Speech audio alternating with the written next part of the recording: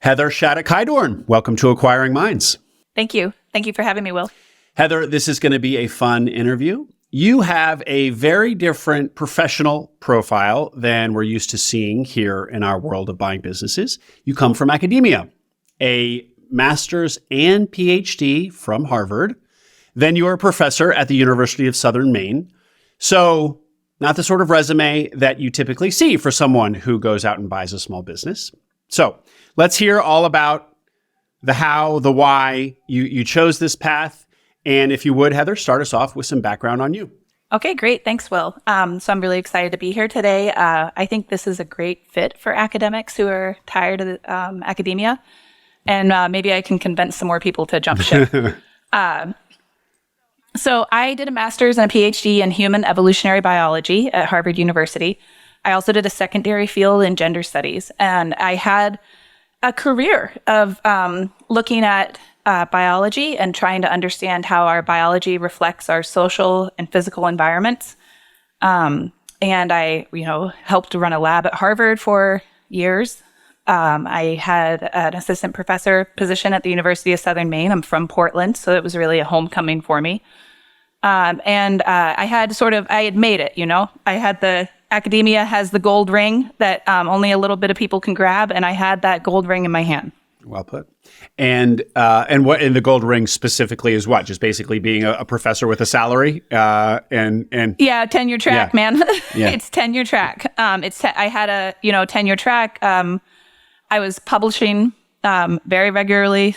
I had sort of cracked the nut of figuring out how to teach and have active research streams, and a lot of publications coming out, mentoring students. It was, I was suggested that I go up for early tenure. Things were, in terms of on paper, I was doing excellent. Mm-hmm. And as you said, it's gold ring, sliver of people get there. So this is a very difficult to reach this level, and academia is very difficult. Mm-hmm. Yeah, it doesn't hurt to have a PhD from Harvard, right? So there's very academic jobs. If you go down the rabbit hole of whether or not to, what's happening with academia, since the 70s, more and more and more jobs. And like when you go to college, your professor is probably an adjunct. So those of us that get a PhD and then are able to get a tenure track job are really a sliver of the people that are out there who do excellent research, who really want it, and who there's just not enough jobs, because universities can pay an adjunct $3,000 or $4,000 a term to teach a class. And so what is an adjunct? It's kind of like the 1099s of academia. Like they're just exactly. Okay. They're insecure. They're people that have PhDs. Some of them have put thousands and thousands of dollars into a PhD, or have gotten a PhD. They have the same background I might have. Many of them are excellent researchers, and there's just not enough academic jobs. And universities have found that they can go from being reliant upon a tenured faculty who costs them X amount in retirement and benefits and a salary, even if it's a low salary of, $70,000 a year or something, to being dependent primarily on adjuncts who are paid literally $3,000 or $4,000 a class, maybe 5, 6, 7 if you're at a good university. Mm-hmm. And these adjuncts are also individuals who went through, have a PhD level education, have really invested in their career. So many universities are now instead of being 70% tenured professors, are 70% adjuncts. So they're really run on adjuncts or insecure labor. Okay. And so, but you have made it to this kind of next level tenure track. I wasn't. Yep. And so what, Killing it. Crushing it. Why the change of direction? What started happening? So I was frustrated with a lot of stuff about academia. I was frustrated with systemic factors, like some of what I was just alluding to. I was frustrated with the constant attitude of do more with less to the tenured faculty. So there's a lot of little things about academia that was sort of bureaucratic. I used to say 5% of my job was my favorite thing on earth to do. And then the other 95% was just work. It was just work. And slowly, the incentive to publish is so great that some of the articles I was publishing were work. It was something that I had gone down the rabbit hole of I was interested in it at first. But then I sort of like solved the question, or I saw the solution, or I did the analysis, and I was like, oh, it was interesting, but I wasn't like passionate about it or something. But I had to go ahead and finish the process of churning out the publication so that I could keep getting grants, so that I could be competitive, so that I could get tenure, so that I could, et cetera, et cetera.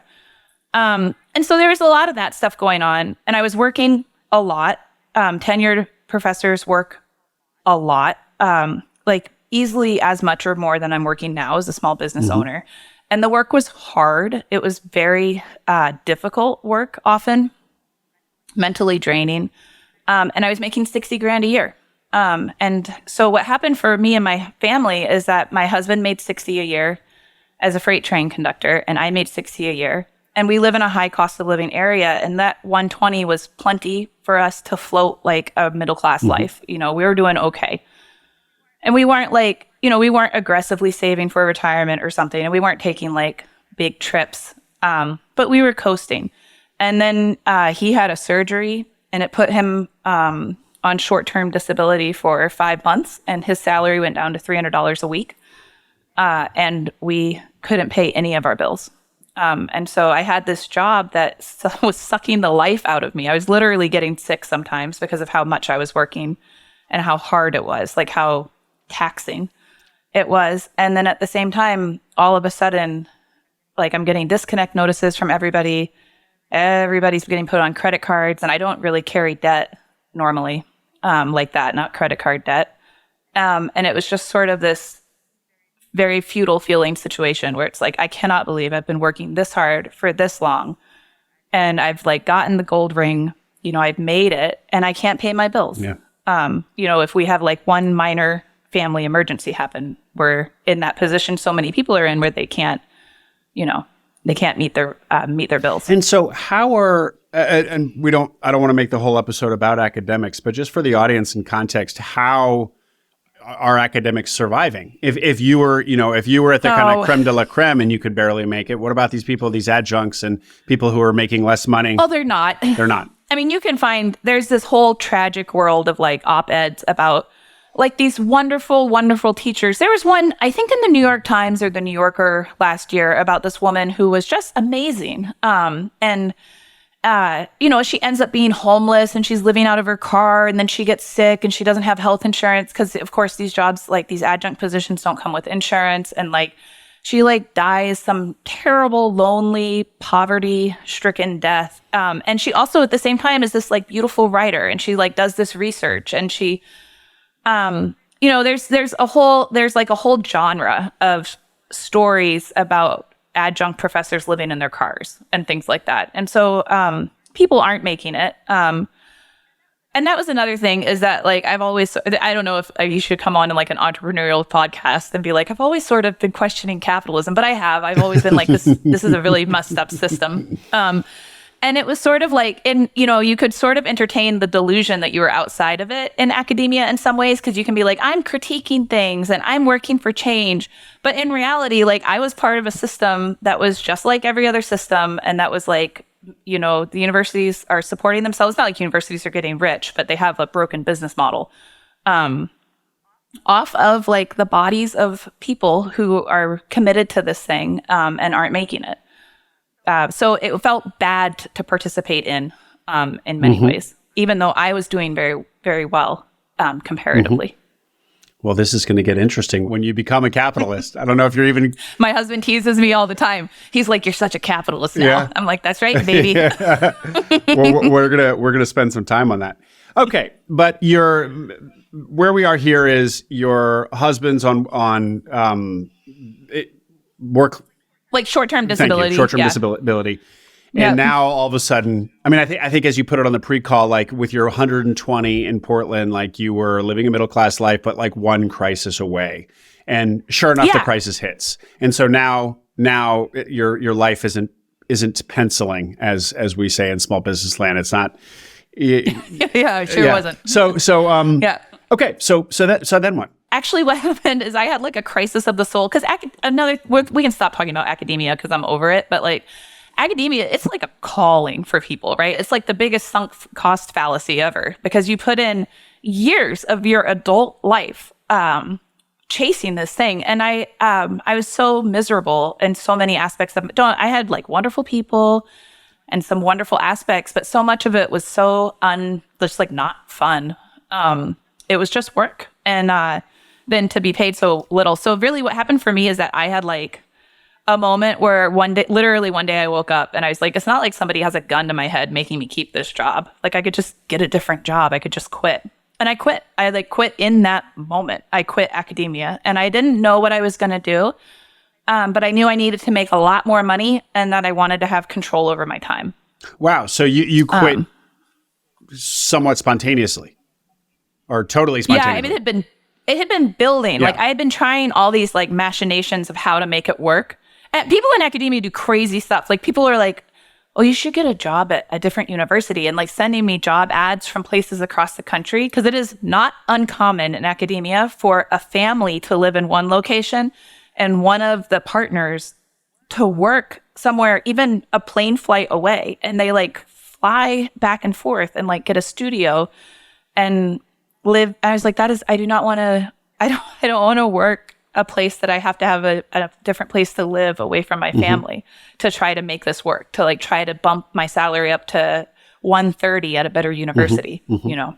And before we leave academia, what is, well, I don't think we will totally leave it for the duration of the conversation, but what is the calling and also the 5% that you loved about your job? Yeah. So what is the thing that attracts people to academia? Is it doing the research? Is it the prestige? Is it being able to just be curious for your life, ostensibly, even though that's not actually what it is? I definitely think it's all of those. Okay.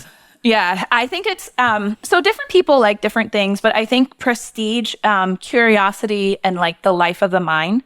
Academia is also, if you're doing it, it can be very entrepreneurial in some ways. Like the things that I like about small business ownership in terms of like can be relatively self-directed.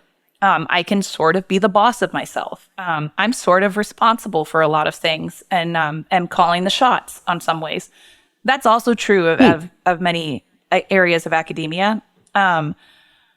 Prestige is big. You know, everybody, I mean, telling people like, oh, you know, I helped run a lab at Harvard. Like everybody, like, you know what I mean? Like people like the pat on the back. Academia can get very like competitive in a way that if you're competitive can feel good to be a part of, where you're trying to win those grants, like you're trying to get those prestigious publications.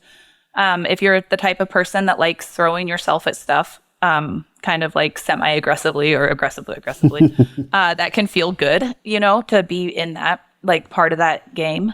And then I think I'm not sure what the draw is so heavily. You work a lot of hours, but it can feel like you have a lot of control over your time. Okay.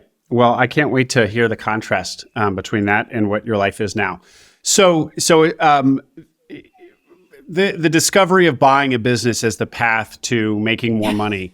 I know you dabbled in real estate investing as well. So talk to me about all of these various schemes and how things started to take shape. Yeah. So, you know, my dad was a house painter and he retired from house painting by buying like low income rentals in Springfield, Missouri. So I was sort of always aware that like you could buy property and have property like make, you know, you could be a landlord. And so my husband and I tried that when we maybe were married a couple of years. We had a baby. We had just had our first baby, which is like a crazy time to buy a 3-unit. And we bought this 3-unit that needed a ton of work. It was in central Massachusetts where we lived. And what we learned from that is that I am completely uninterested in being like a low income rental landlord. We couldn't afford to buy in anything nice enough to have like tenants that weren't a mess. And so our tenants were largely a mess. And it felt really bad. Like we had these like very, very young couple. They were like 19 and 20 and they had just had a baby and like their dad set them up in one of our units. And they were just a disaster. Like they didn't have enough money. Like they were always having like minor domestic violence problems or like having like infidelity issues that were causing like huge fights. And they were a disaster. And it felt terrible to have these. It's not like my choices that they were a disaster, but they did not have enough money to like live their life, even though they were both working on and off. And we had to get like, the rent was super late, and it was like constantly trying to collect, and it just sucked. It sucked. And it felt like, so we sold that thing when we moved to Maine. And I was kind of curious a couple of years ago. I was home with a baby, and I was sort of, sniffing around commercial real estate, because I was like, oh, commercial real estate is a way that you could be in real estate but not have to deal with like low income tenants, which I was like not going to deal with anymore because it felt bad. And also was like a shitty business model. Sorry, I don't know if I'm allowed to swear. I apologize. It's fine. And this commercial building was for sale down the street from me, and it came with the business that was in it. And that was when I first realized that people bought businesses, because it had not occurred to me that outside of like, I knew that like sometimes someone sold a gas station or something, but I didn't really realize that people bought like, happened to be a bottle redemption center, which is the craziest business. And I went down the rabbit hole of like, what does it take to buy a bottle redemption center? How does it work? Like when I was looking at that property, and this was all like 2.5 years ago, and it led me to Biz Buy Sell. And then on and off, I like hung out a little bit on Biz Buy Sell for a couple of years, just like browsing. It opened the idea of this is a thing people do. Yeah. But I hadn't even found like the world of podcast or anything about it really at that point. I like to say that Biz Buy Sell provides a great aha moment to people where you get on there and you all of a sudden the possibilities are unlocked. It's like, wow, look at all these. First of all, look at all these random businesses. Who knew that this X, Y, and Z were random businesses? / I didn't know that these things are bought and sold. So. Yeah, it's so Biz Buy Sell is so funny. Yeah, it is. I adore Biz Buy Sell. And so you were seeing stuff in Portland and in Portland, Maine. There are a lot of businesses for sale in Portland, Maine. In Maine, there's at any given time about 250 real businesses for sale. And I was open to. I wasn't really. I mean, at that time, I wasn't really looking. Like I was just sort of getting familiar with what it was. And so we were definitely living in Portland. We have a lot of family here, and within 2 hours of here. So when I decided to actually buy a business, we were like firmly locked in geographically. We were not open to moving at all. So you've known about Biz Buy Sell now for a couple of years. You dip in and out. You explore. Subconsciously, you're probably warming to the notion, or maybe like yes. So how does it then become more real? And how does your official search begin? I guess it begins the morning that you wake up and quit. Yeah, it sure does. So it officially begins when I'm sort of faced with this dilemma of like, okay, like I'm quitting academia, like I'm done with academia. I had been, like I said, like this had been building. So I had looked at going to work. I had done some like informational interviews at research firms, like big research firms like Rand or something like that. Mathematica, I was really interested in like a year before that. And then I have a friend who works, I have a lot of friends who work doing user research for like big software companies or big banks. And so I have a friend that was doing UX at one of the big investment firms, and he was like, oh my God, you're quitting? Like come work with me. Like I'll get you an interview tomorrow. Like it starts at 170. It's great, yada, yada. And so I was sort of like thinking like, what do I do? Like, do I stay in like the helping professions? I used to be the state refugee health coordinator. Like that job had sort of come back open. Do I try to like just cash in and like go do UX somewhere? Where you just like pawn your research skills to big companies that are like, why do people always exit my website right before this step? know, and you ask people like, what annoyed you about this? It's funny. When I worked at a SaaS business, our UX researcher was a very academic guy. I didn't realize that he was actually fitting a pattern. Yeah, there's a ton of academics that leave for UX because the pay is so much better. And then frankly, the research is like stupidly easy compared to what people are doing in academia. Like the data analysis, my friend told me all about it. Like the data analysis is really easy. What you're doing is really easy. The questions are pretty easy. Like it's a very like it sounds like a pretty stripped down version of how complex some academic projects can get, or like some big data research project. Maybe there's probably a world of UX that is like extremely complex. I don't want to like offend 100 UX researchers who probably will never listen to this podcast. But, it's a good transition for academics, for some academics. But like I said, kept coming back to this idea that like I wanted more money. So that state refugee health job was kind of out because it was still going to only be like 75. And then I wanted control over my time. Like I loved that in academia, nobody could like make me go to a meeting in the middle of the day. That's sort of not true because there's a lot of meetings that you have to attend. But in theory, it feels true. It feels more true than it actually is. So I started basically only considering like big money jobs, like the UX job that my friend was doing, or going into owning my own business. That was the decision point I pretty quickly came down to. And so I used my research skills to like go all over the landscape of like, what is this thing where people buy businesses? Like, is this a real thing? Does this actually make any sense? Nobody in my real life had any idea what I was talking about. When my mom now works for me, and it let her retire from her other job. When I first told my mom, she was like, basically like, that's the stupidest thing I've ever heard of. Why would you buy somebody else's business? Like, why do they want to sell it? Is it not working?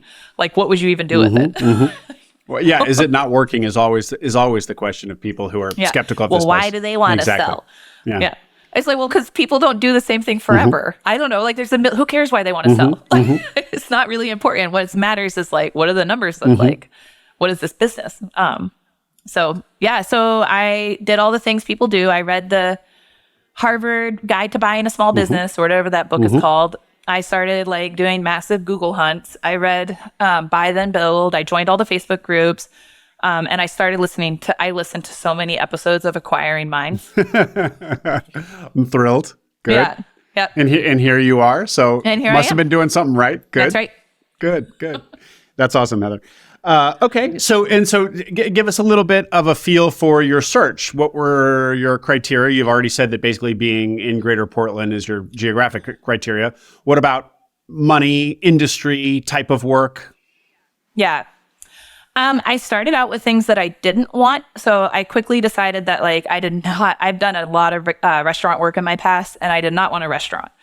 I didn't want any high volume retail. And I didn't want to work with with minimum wage workers. I didn't want my business model to be dependent upon the minimum wage, because I feel strongly like the minimum wage is not a livable wage.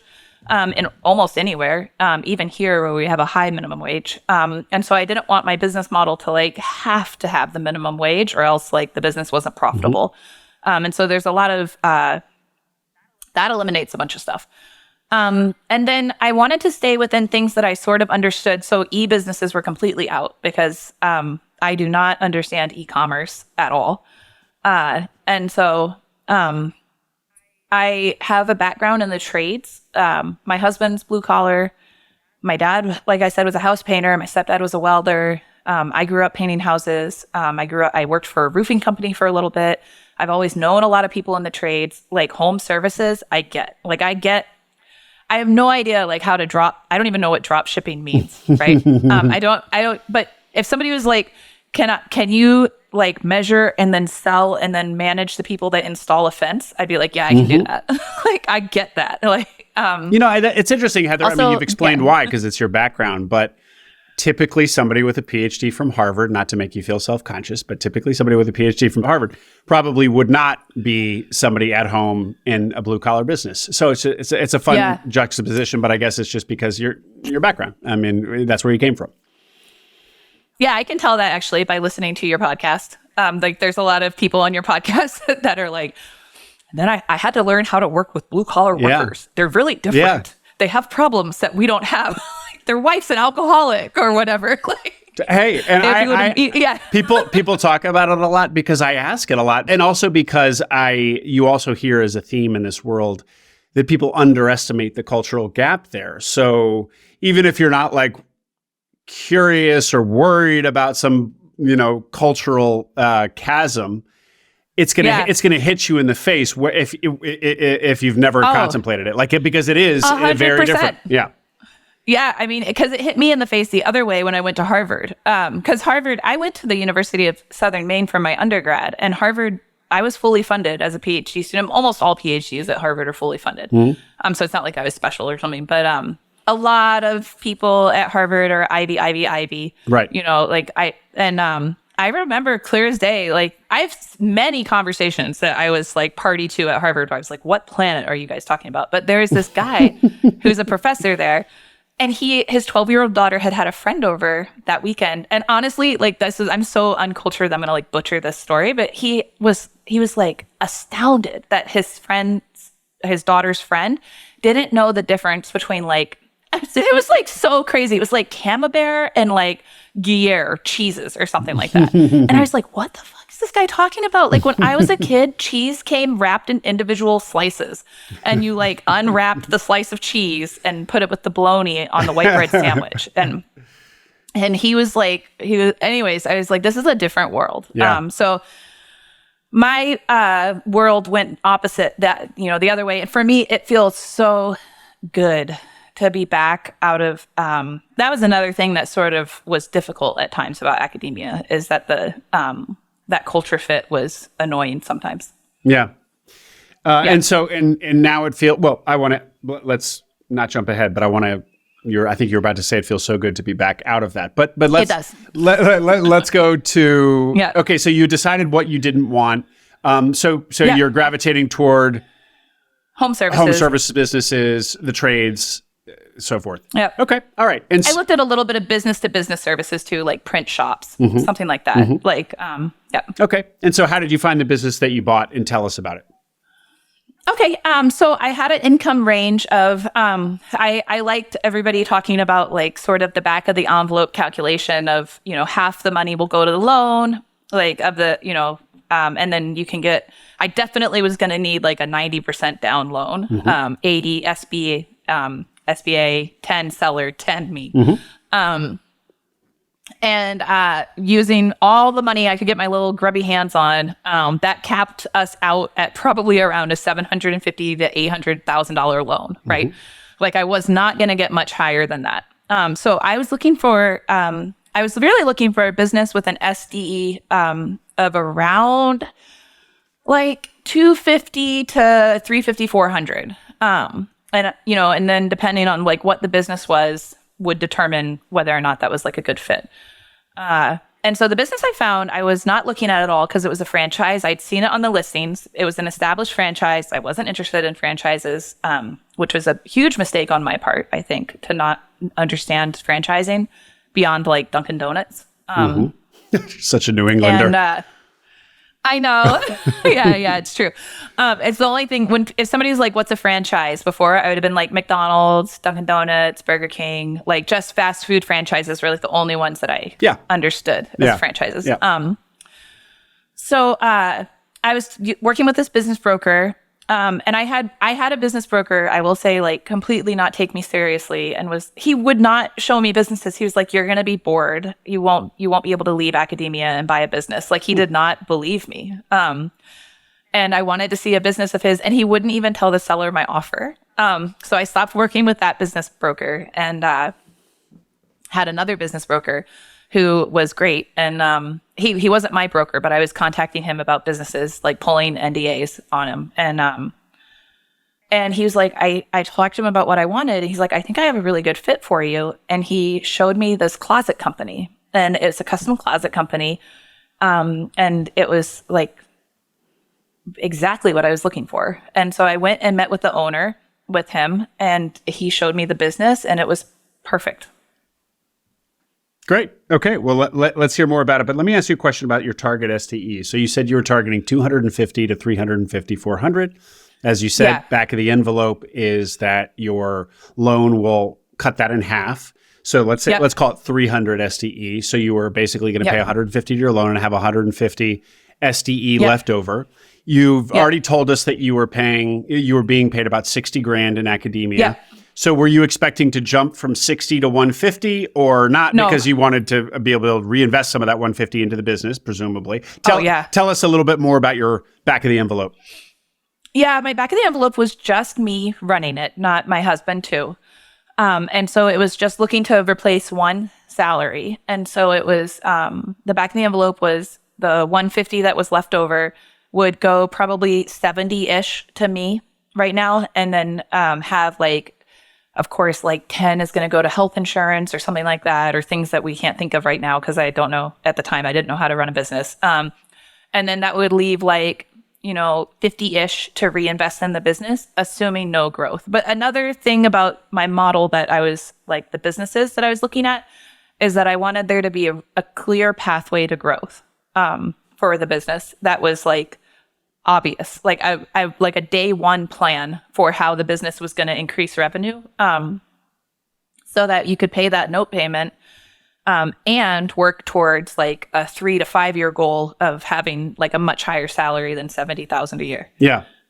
Through reinvesting in the business, but also growing it so that, a smaller margin is a bigger number. And so let me understand, because going from 60 to 70, now, when you're basically like right at kind of break even in your life, an extra 10 grand a year is significant. However, percentage wise, going from 60 to 70 is not a big bump. It's not well, I guess it is, again, transformative to your life when you, so how did you choose 70 and why didn't you want to go from 60 to 100, let's say? Or you were just patient and you were going to wait to do that for a year or two? Go from 60 to 100. Okay. I would love to be at 120. I do think like fair compensation for the job that I'm doing now would be like 125 in the local market. Okay. Easy. For a business like this size. So how did you choose 70 as the number that you'd compensate yourself? Because it's safe. It's safe. I want the business, because I did not because I started this business and had like, I bought this business and had like $40,000 in the business checking account. That is not a safe amount of money to have in the business checking account for a business that has $6,000 of employee payroll a week. And you know what I mean? Like does $1 million a year in revenue. Like I started this business, like I had other money. Like I have family that could help if I got in trouble, but I don't want to buy a business and then like turn to my family with the deepest pockets and be like, help me, so I'm trying to like build that bank account and be safe, Mm-hmm. Mm-hmm. And do you envision what like a salary progression? Do you have it mapped out? Like next year, assuming things go well, you'll give yourself a raise, and the next year you'll raise again, and so on. I have goals. I think I have other goals first. Like I did just start. The business did not have a 401k plan or an IRA plan for the employees, and so I just started one for all the employees with a 4% employer match. And so my goals, and then I have one employee that I would like to compensate more highly.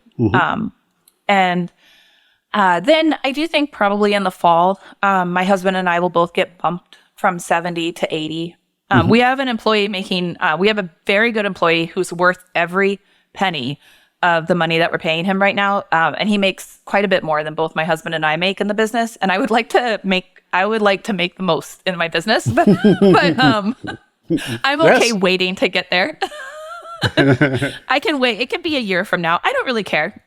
You know what? The sad thing about academia is that if I had made like 15 grand more a year, I probably would never have left. Like I really don't need a ton of money. Now that it's like, well, fuck, if I'm going to make money, I'm going to try to make money. Like, let's make some, fine. Like if it turns out you have to think about money, like this to make it, to like have the ability to do like stupid middle class stuff, like take your kids to a national park or like get patio furniture that doesn't come off the side of the road. Like if I have to like actively think about money, then fine, I'll think about money.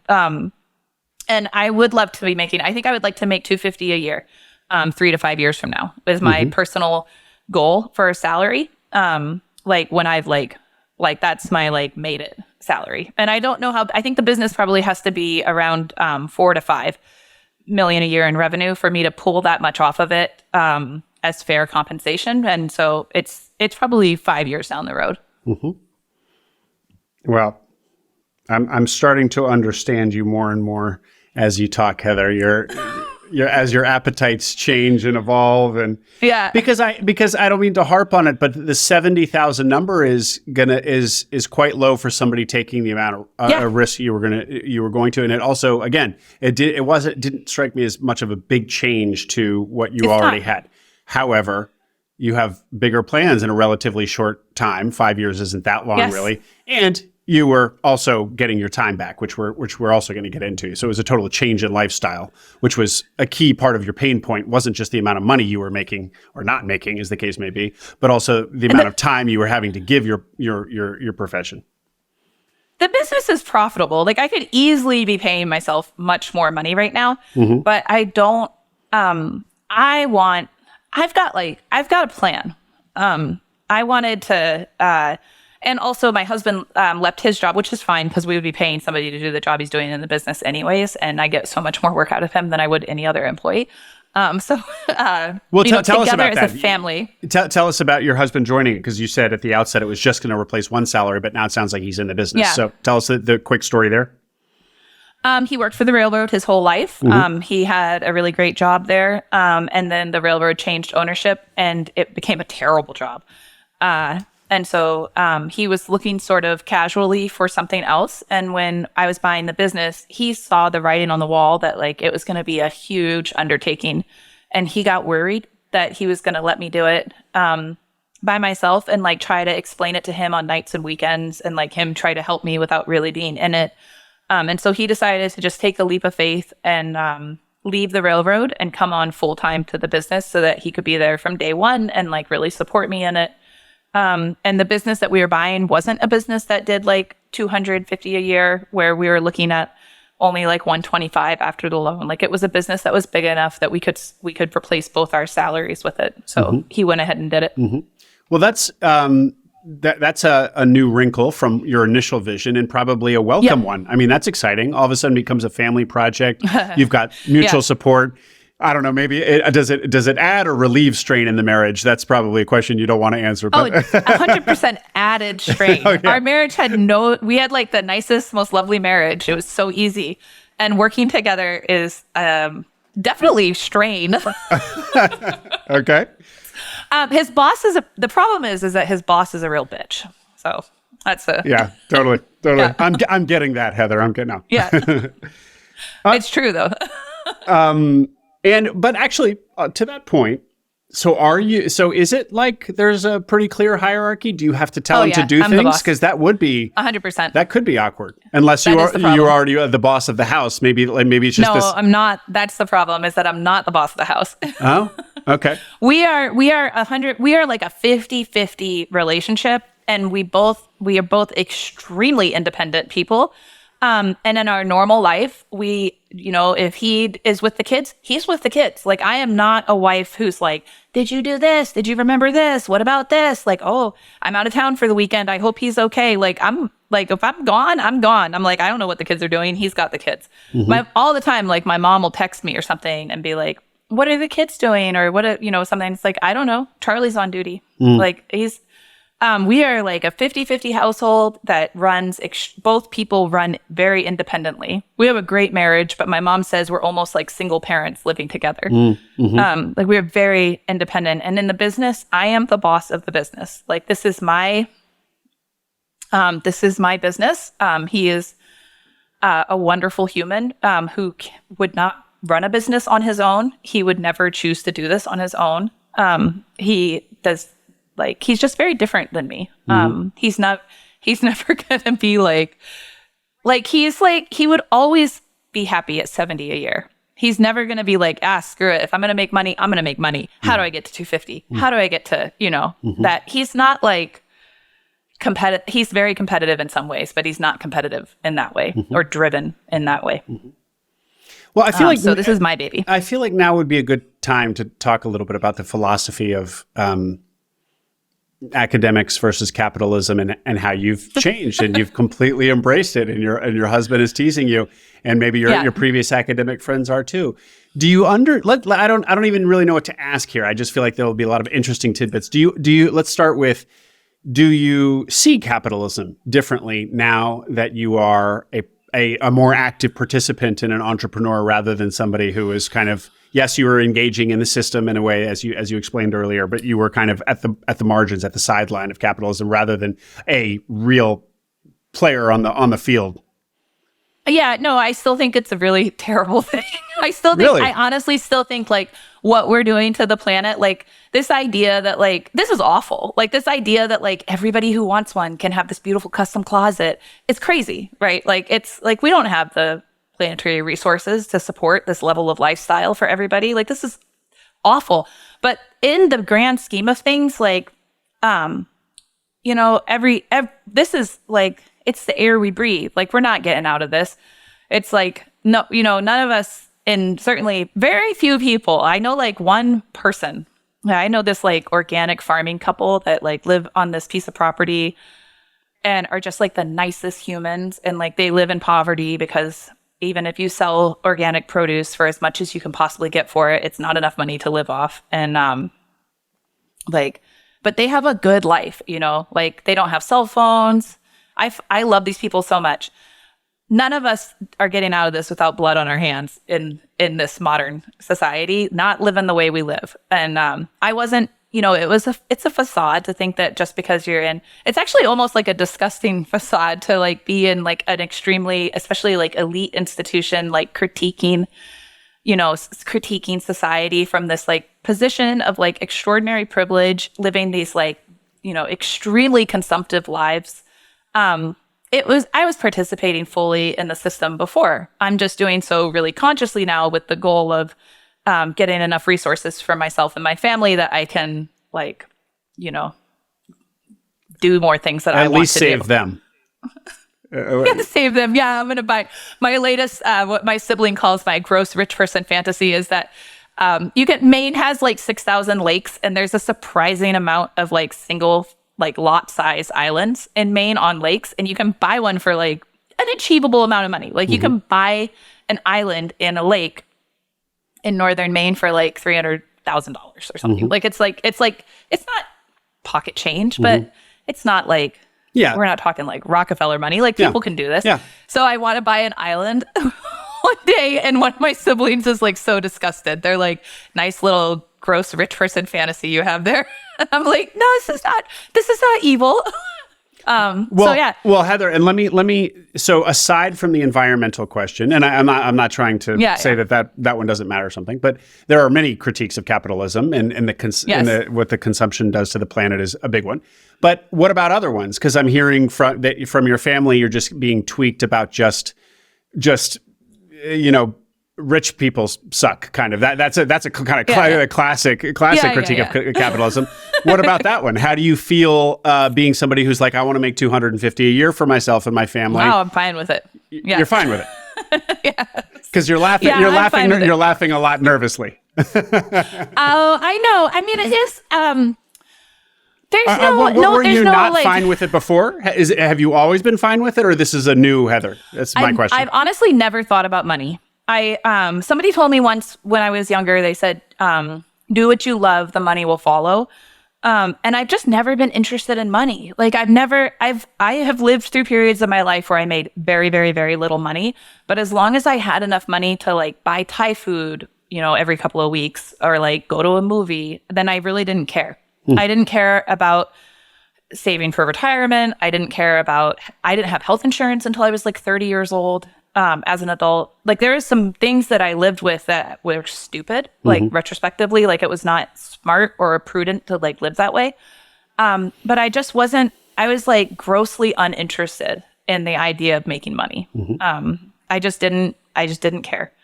And I found that everything I needed to do in my life, like all the even stupid stuff, like, because if you don't spend a lot of money on things like health insurance, you can have little bits of money, like little pockets of money to do stupid things. Like you can like go to a language school for a couple of weeks in Mexico, you know, or something like that. Like things that cost money, like cost $2,000 or something like that. You can have, you know, and I've been fortunate, like I have good family that has, you know, my great grandmother left a little bit of money for my education. And so I was able to like, have like a little, I didn't use it to go to college with. So I had it as like a little buffer. So I always knew that like if I like broke my leg and couldn't work for a few months, that like there'd be money that I could pay my rent or something.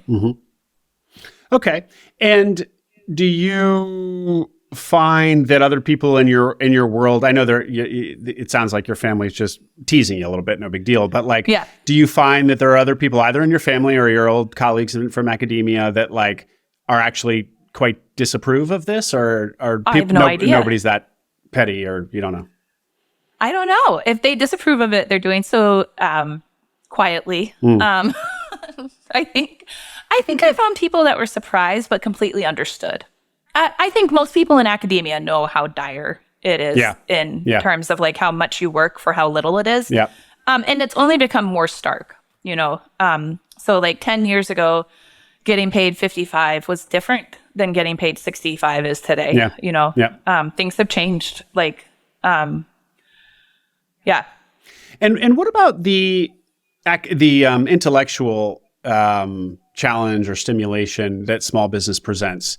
It's not strictly intellectual like academia is, which is sort of explicitly intellectual, but it certainly seems to entertain and challenge a lot of smart people. How do you feel like your brain is being used now versus before?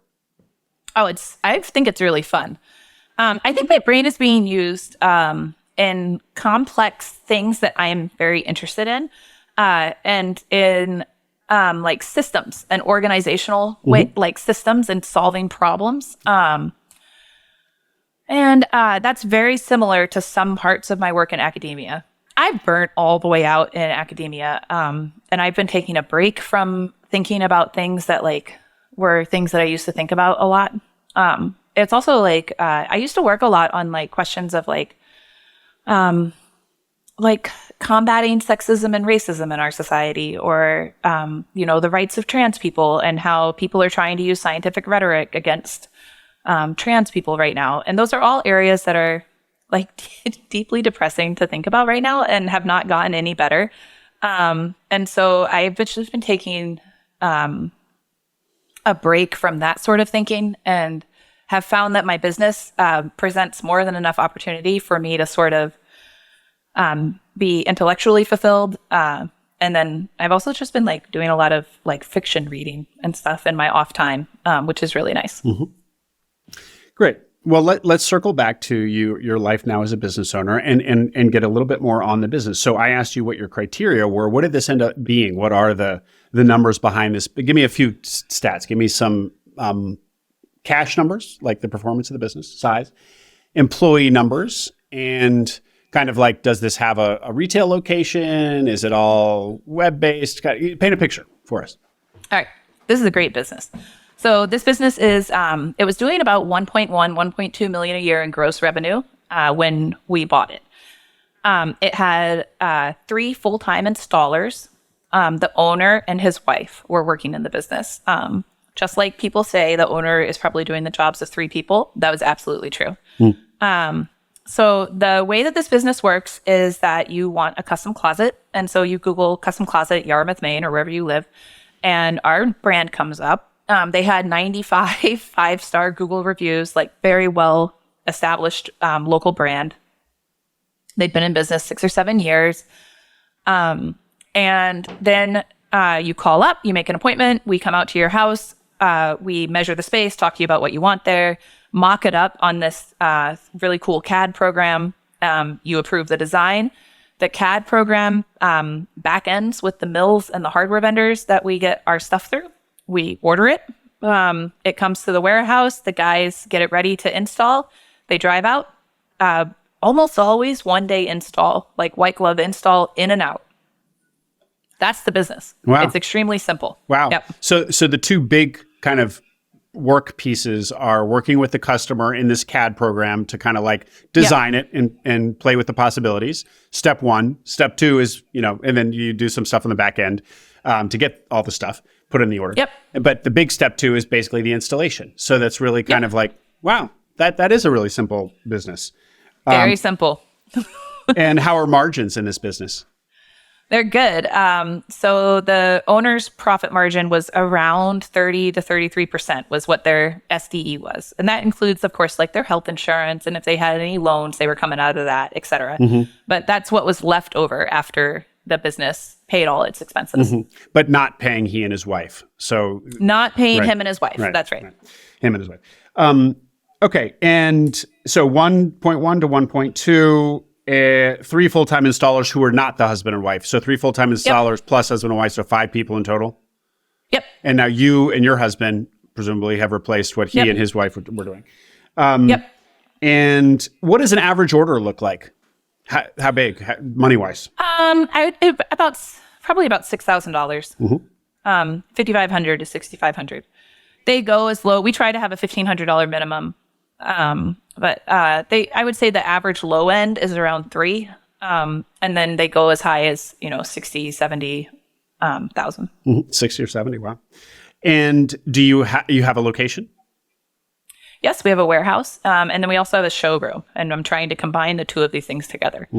The showroom we hardly ever use. It's a by appointment only showroom. We sell Murphy beds, and people really want to pull down a Murphy bed to see how easy it is to pull down. Interesting. Okay. Yep. So, but you don't actually, so you have the showroom and you're not actually actively in there. So how often are you actually meeting somebody there? Like how much? In the showroom? Yeah. 3 times a month, maybe, for like an hour. Oh, yeah. You really got to get rid of that. It's very rare. Yeah. The showroom. Well, what we need to do actually is have a bigger showroom that is fully staffed and people can just come to, that we or the office manager work out of. And it's, I think, attached to the warehouse right now is what we're leaning towards. Yeah. Because showrooms, the franchise ran an experiment where they gave showrooms to 2 locations that did not have showrooms before and found that it increased the average ticket price by, it was crazy. It was like 65% or something. The ticket price went up. It was just by having a showroom because people come in and they're like, oh, I do want a pull-out hamper. Yeah. I do want shaker doors. Yeah. I do want this custom color. Yeah. I can totally see that. It does whet the appetite of the customer. But if you're only meeting people in there, three people a month, you're making lots and lots and lots of sales of people who never go in there. Yeah, our showroom right now doesn't function as a showroom. It functions as a Murphy bed display center. No. Okay. Basically, a real showroom, we would need to have like more stuff in it. We have a pretty big closet set up in it, but we would need to revamp that and also put in a lot of stuff that's not in it currently. Creating a showroom would be an investment, but one that would be really worthwhile. And then I think should be like on our radar. Let's talk a little bit about the fact that this is a franchise. So you went down the kind of same path of kind of criteria that many searchers do, which is you are not interested in franchises, don't want a franchise, and then some never do, but many people eventually open their minds to it and find these wonderful businesses and franchises. That's been a theme of a number of previous guests, and I became quite interested in franchising because I too was kind of going down that path and opening to my mind to it gradually. So tell us about your reservations about working with a franchise, and then how you open your mind to it, and the pros, cons, what you found with this particular franchise. All of it, please. I thought they would try to control the business too much. I didn't understand franchising fees. I thought it would be really expensive.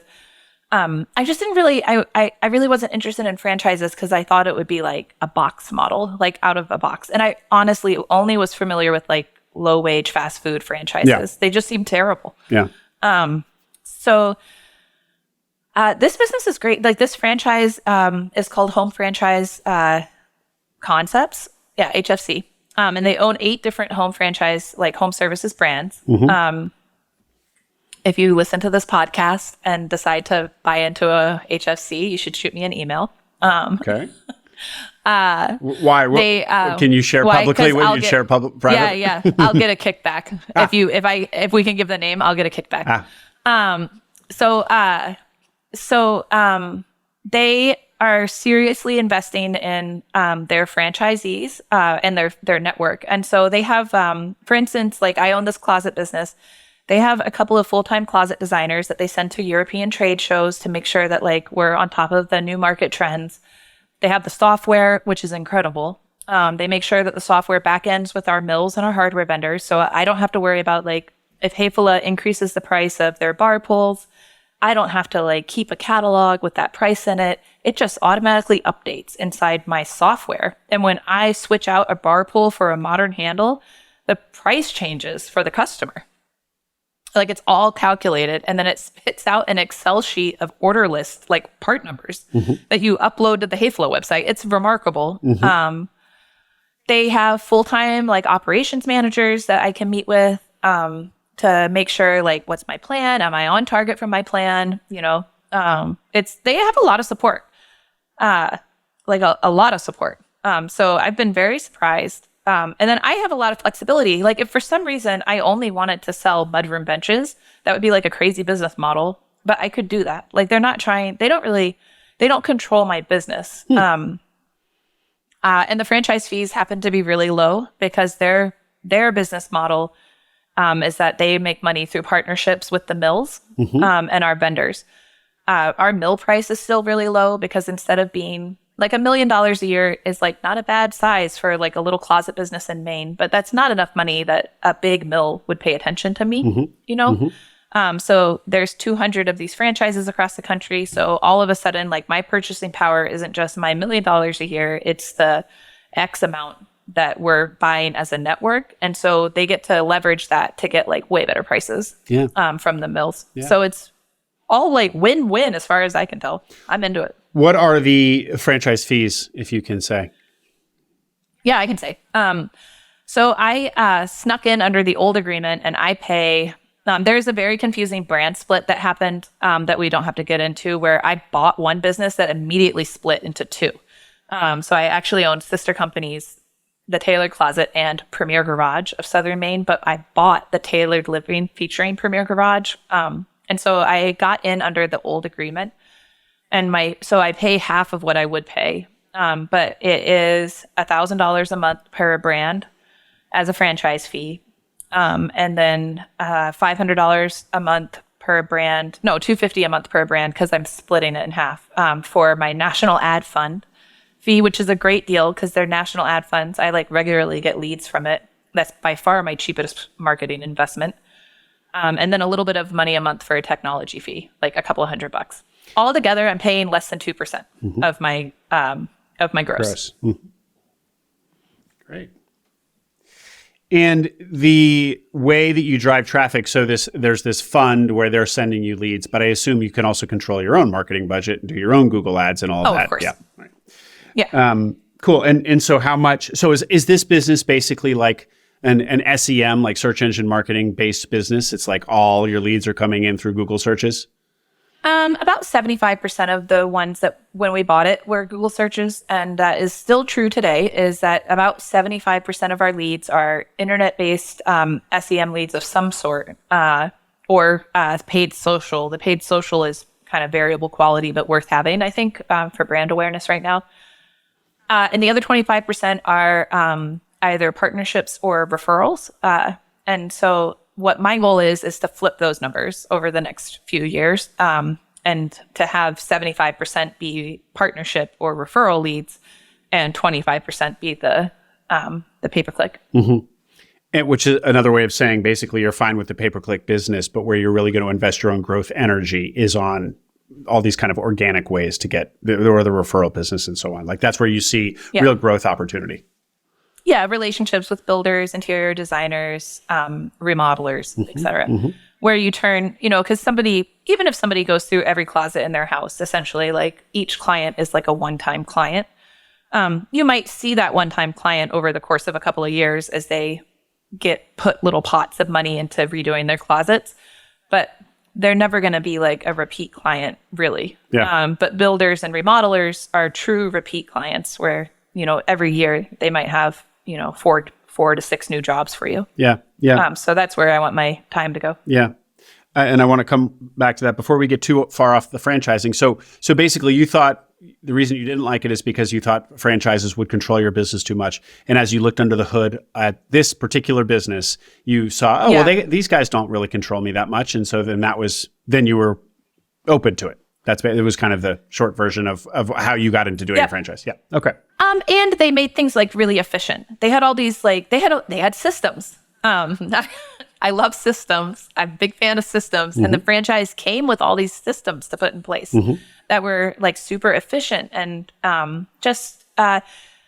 it's kind of interesting because like I really like I like expertise. Like I believe in expertise. Like my doctor is my doctor. I don't do a lot of like Google medicine searches, etc. And it's funny that I wasn't open to franchises because in some ways, like a good franchise is like you're unloading that expertise onto somebody else. That's well put. Yeah, exactly. Okay. And then, so going back to kind of the business overall, not the franchise piece. So you recognize that there wasn't a recurring element to this business.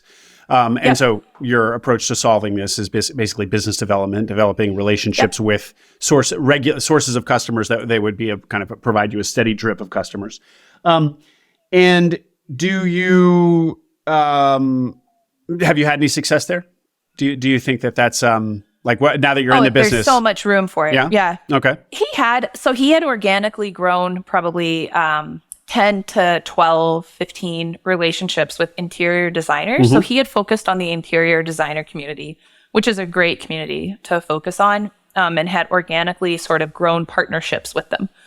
And so we came on, and even just those interior designers, I would say we probably have an install every other week at least that is an interior designer given to us install, which would be about 10%. Of the business if we're doing one every other week or so. And then since then, I've added a couple of builders. My husband has added a builder. And we've joined like the main custom home builders association and like presented to their builder, like builders and beers, happy hour thing. And so we're hiring new designers right now because I am so overworked with running the business and being a full-time designer in it. But as soon as I can get some designers on, I'm going to aggressively hit the builder scene here and try to get some of those relationships like really established. I made different pricing levels for them, stuff like that. One always on the outside of a business is like, I'm going to do X, Y, and Z to pull these growth levers, right? And then when you get in there, you find, maybe this opportunity isn't what I thought. And so as I'm listening to you, like one of the things I might be concerned about is not that working with builders, working with interior designers is a bad idea.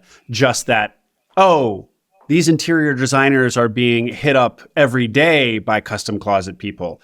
Like these builders, are constantly getting inbound from custom. So it's not going to be so easy for me to build a book of business with these folks because all the other custom closet people have long since been trying this. Have you found something like that or no? Does it feel pretty green field? I'm going to say something, and then if anybody moves to Maine and starts a custom closet business, you will have very bad karma from this. So we have like a serious early advantage. So Maine, I love Maine. Maine is so great. Maine is so sleepy, and Southern Maine is booming. We're having a huge amount of growth. And there's like literally one other custom closet company that's like a one-man show in Windham. He's been there for 30. Windham's a very small town nearby. He's been there for 25, 30 years. He's probably going to retire soon. He does his designs and installs himself. He has all the work he wants, and he can always have all the work he wants. So we have no competition.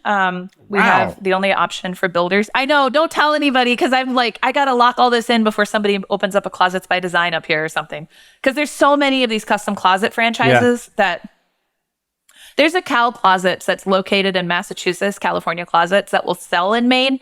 But if you buy from them, their installers have to drive up from Massachusetts to install it. And plus, I don't know how familiar you are with Maine, but people in Maine hate people from away, and they especially hate people from Massachusetts.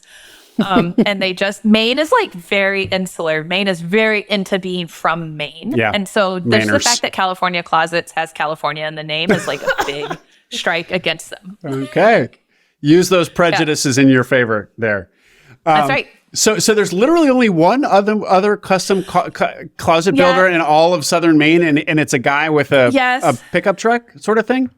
Yeah. So I swear, if you listen to this podcast and you move here and start a business, you will be haunted. or something. Don't do it. No. So I'm going to try to lock it all up because I know that sometime in the next 5 years, somebody's going to open an Easy Closets or a Closets by Design or one of these other 10 million franchises out there. Yeah. And when they do, I want them to have all the pay-per-click they can dream of. But when they go to, Spang Builders, I want them to be like, oh, sorry. We work with Heather. Heather's our girl. We're not. That's my plan. Yeah. So did you perceive this when you bought the business, or only once you got into it did you realize what kind of a first mover you are? I knew that I don't think I knew how weird it was. I knew because I did, of course, I researched competition. We also offer epoxy floors. That's our other growth pathway, is that we added the garage side more fully. But I don't think I realized that in other locations, there's 8 closet businesses. Yeah. Always. I don't think I quite understood that. Yeah. Well, I will say, Heather, one of the things that you'll hear is that competition is good because competition signals demand. And so if there were only 2 custom closet businesses in Southern Maine, you might worry, oh, well, maybe that's because this market isn't big enough to support them and there's just not enough demand here. But it doesn't sound like that's the case either. It sounds like you have this happy... 15 years ago, that was true. Okay. 20 years ago, that was 100% true. Okay. Maine's changed a lot in the last 20 years. Okay. Southern Maine has. Yeah. Yep. Meaning more money, more people wanting to do fancy stuff with their houses, more second homes, more outsiders coming in. Yeah, more outsiders, so many more. And more a different type of money. We've always had a lot of vacation homes, but it was sort of reserved. I was talking to somebody about it the other day and he was like, yeah, no, when we were kids, it was all old Protestant money. It was not fancy money.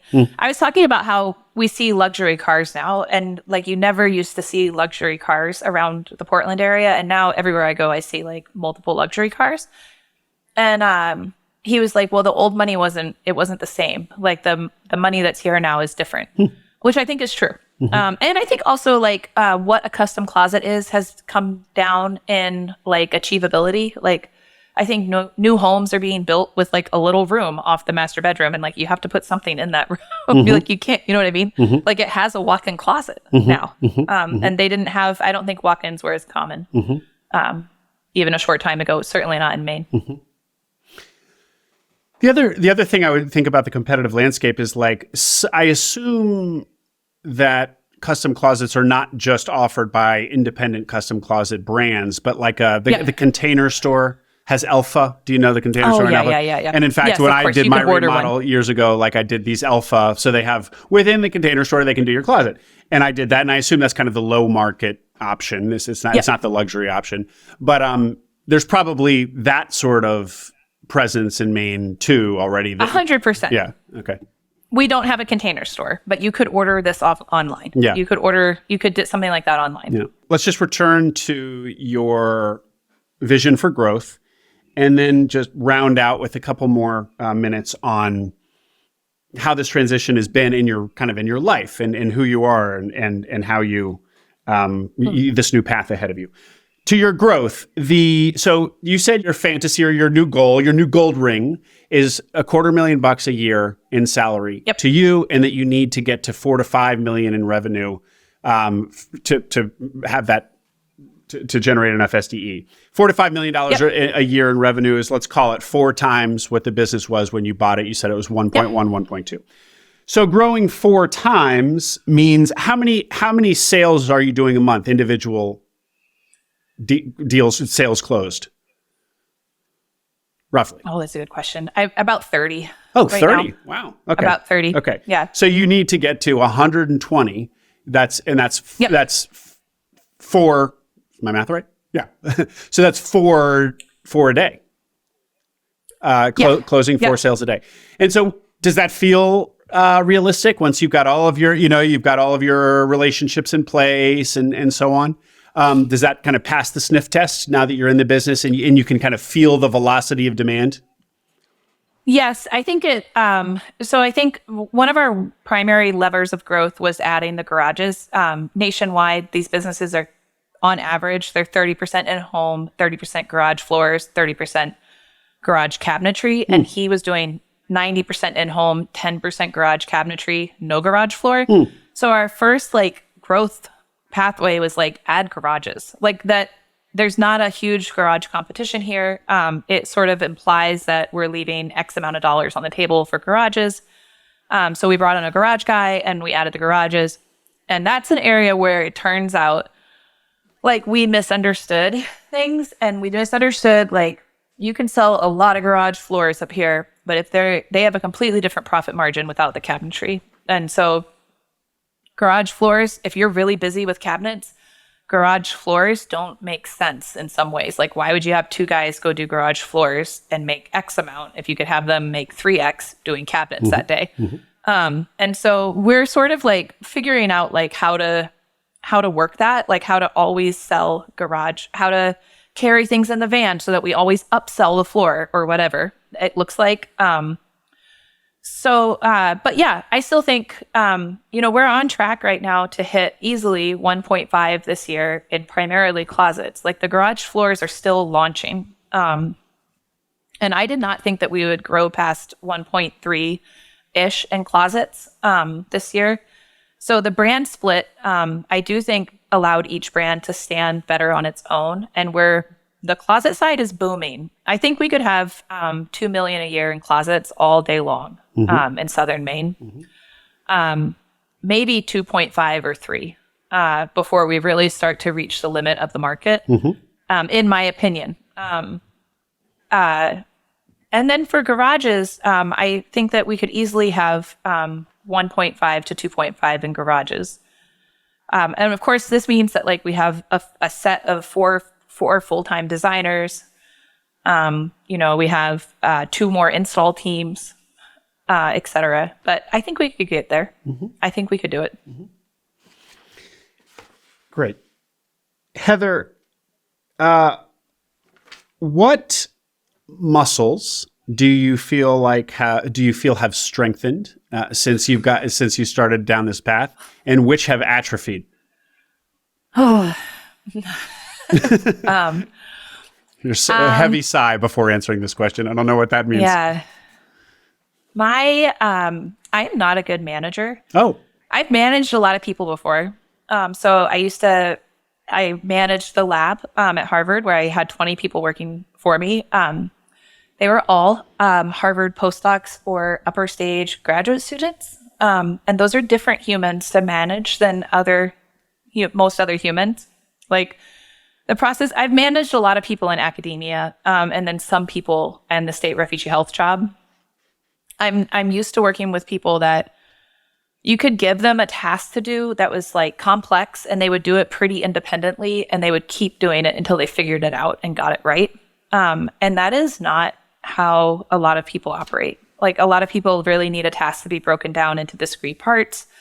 And they want you to tell them what to do at each step more often. So I am reading a book called The Power of Flexing right now. And it's about my goal for myself is like I need better emotional intelligence. My EQ is really low. I'm very direct, to the point of I can be like abrasive, my actual employees, it's all worked really well with, but, I work with my mom, I work with my husband, I work with, my former brother-in-law, is our floor lead. And those, especially like when you have the, familiarity of somebody that you're family with, I think like I just need better emotional intelligence. I need to be more patient with people. Well, the power of flexing doesn't seem like the message is the one you need to hear. The power of flexing, I assume, is like when to throw your weight around and how to throw your weight around. No. Oh, no. No. It's how to use things that are happening in your life to work on to like flex a skill that you're not very good at. So maybe you want to be a better listener and you have like a big project coming up at work where you have to, and so you think of like 3 different, it's sort of like Atomic Habits. It's like you think of like different experiments that you can deploy to try to help yourself like flex into this new skill. So I need to learn how to be a better people person if I want to be a successful manager of this company. So I'm trying to tease out here if we talked about blue collar, white collar before, and how you kind of laughed at some episodes where people seem like the blue collar thing, they're like aliens or something. But I was expecting you to say that you were totally at home in a business that's kind of more blue collar rather than like Harvard lab rats. But it sounds like actually no. But maybe the blue collar white collar thing is, I'm misreading that. It's not about that at all. It's just about you have a lot of power and you're impatient with your underlings sort of thing. Yeah. Well, I think it's funny because the 3 employees that came with the business are awesome employees. I never have any problems. Like we never have any problems. They do their job. They know exactly what to do. Any problems that they have were created because they have 2 new and semi-incompetent designers. So there's a real problem in this business where like the program will let you do things that like are crazy to do in real life. Like, and you have to there is a learning curve for the design process. And my husband and I are the designers right now. So I think it's only when employees, and I ran into this at my state refugee health job too. When I have an employee that doesn't do the thing I asked them to do, or does something different that was wrong in some way, I am very much like, why would you do that?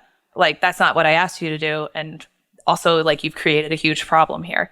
Where that's what you know that phrase, like shit sandwiches, like you take that piece of criticism and you're like, thank you for trying to help me with that task. I really appreciate that you put a lot of work in. However, I had asked you to do this and whatever. Yep. I hate that. It feels phony. I don't like it. I don't like when people do it to me. I don't like doing it with other people. However, when you hold power over people, if you're not willing to do some of stuff like that, like I do think there's a certain type of person out there, like just because I feel like it sounds phony and I don't like it for me, doesn't mean that other people don't find it. Like, obviously people like it because that's how people communicate. And there's a lot of people that do it, and like people consistently suggest doing it. So clearly there's a lot of people out there that prefer that. So that's empathy, right? Because we all kind of assume that everyone else's brains work the way ours do, and so we behave to we golden rule it. Like, you're basically golden ruling it. You're trying to treat people how you would want to be treated. Turns out we don't all want to be treated the same. Yes, it's true. And actually, I did have that come up in academia with criticism for writing. So if I've written something and somebody has editorial feedback, just give it to me. Don't tell me what you liked about my writing. Oh, this was really good. Well said, but I would change this. Just tell me what to change and like move on with your day. Yeah. But it turns out like I have seen people reduced to tears by criticism that was really direct from somebody that gave me the same criticism, and I loved it. Yeah. So some people really, I think it's a general rule. So that's what I'm running into is like, and I've encountered it before, but it's, I think people, my personal communication style is different than how most people operate, I think. And I need to figure out like how to soften it somehow. Yeah. Well, I think you're bringing up, let me try this out, an interesting contrast between academia and being a small business owner. You had pointed out that in some ways there are interesting similarities in that they're both kind of entrepreneurial.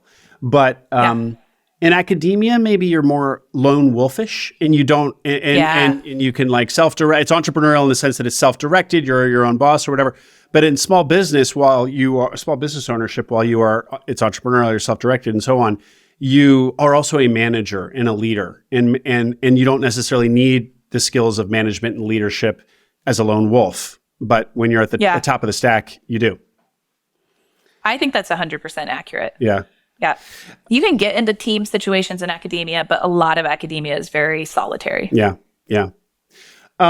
What have you gotten better at? What muscle has developed? I'll say, Heather, at the risk of flattering you, you talk about business very naturally. Now, you're probably a quick study. That's probably why you ended up in academia. So I'm sure you hit the books. You've listened to a lot of Acquiring Minds. Yep. But no, you really, you seem like a natural. So that's cool. Thanks. Yeah. Go ahead. Yeah, I mimic well. Go ahead. I have really enjoyed being back among like regular people, and like a regular job. Like I like having, and the thing that And my finances have gotten a lot stronger. I was a little intimidated by financial statements at first, and then I realized that it was like nowhere near as complex as like half the statistics that I used to do. My statistical skills have no doubt atrophied. But I really love profit and loss statements. I love reading my numbers, understanding my margins, and I am just so excited for when my designers are working, and like I'm training these 2 designers right now, and I cannot wait for them to be like up and running, and for me to be able to like dive into like really understanding some of these elements of the business better. Mm-hmm. Last question for you, Heather. Second to last. How's the freedom? Do you feel like you have control over your time now? Yeah, I love it. Okay. I love it. I am so happy that I cannot express how happy I am that I made this choice. I would be happy having left academia if I worked nights at a parking garage doing security and reading books. Honestly, I'm not joking, and I honestly wouldn't be paid that much different, and at least not in Portland's labor market. But I am so delighted that I made this choice. Like, it's very, as much as stressful as business can be, I have a lot less stress. And I just love my day to day. Like, it's easy. It's very easy. I bomb around listening to podcasts and books on tape, in between appointments. I run the business. I make sure everything's coming into the warehouse okay and schedule my installations. My employees are really good. We pay them really well. And it's good. Things are good. Heather, I have to ask, because a lot of people, first of all, sorry, when did you close? We didn't get that important date. How long you been in the business? November 8th. November 8th. So we're about almost 6 months. Yeah. A lot of my guests in their first 6 months can be hellish. I mean, they can find themselves in the fetal position on the bathroom floor at 2 a.m., which was the title of today's podcast. But, and often that's because there's been a scare or something unforeseen. Yeah. Doesn't sound like you've had one of those. Why has it just been such smooth sailing for you, do you think? Well, we did have one right when we bought. So right when we bought, remember, 75% of the business is pay-per-click. And when we bought, the brand split happened. The brand split happened November 2nd. And our pay-per-click went down. Google stopped referring us, and we didn't get a lead for 18 days from pay-per-click. And I had a heart attack. I mean, I was up all night.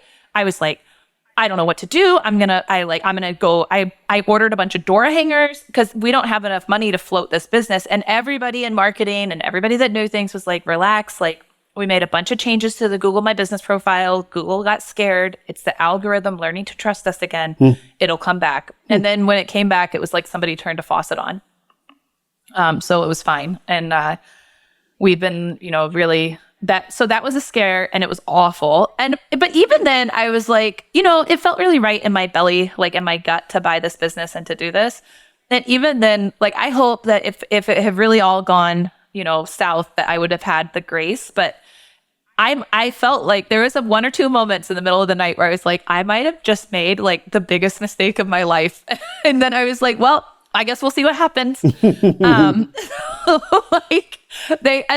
I cared about was like, okay, so let me get this straight. The bank, it's the 3rd mortgage on my house, so you can't force me to move, right? And they're like, yes, we can't force you to move. Wow. And I was like, all right, as long as the bank can't force me to move, like I like my neighborhood, I like my house, I'll live here till my kids finish school, and then we'll settle up. But all is well. We're paying that note down fast. Well, all the more reason to diversify away from pay-per-click, right? And to start developing those relationships. That's right. Yeah. Okay. So you may have just answered it, but I think part of your story is not just somebody who left academia to buy a small business, but somebody who left a track, a career, essentially, a path that they'd been on and really worked hard at and done well at. To do this. So, so just abstracting away from academics in particular, just anybody on a path that's making them miserable, or they're not earning enough money in, and then buying a small business as their way out. Any message to them, or other than, you're so happy you did it? Anything else you'd want to impart?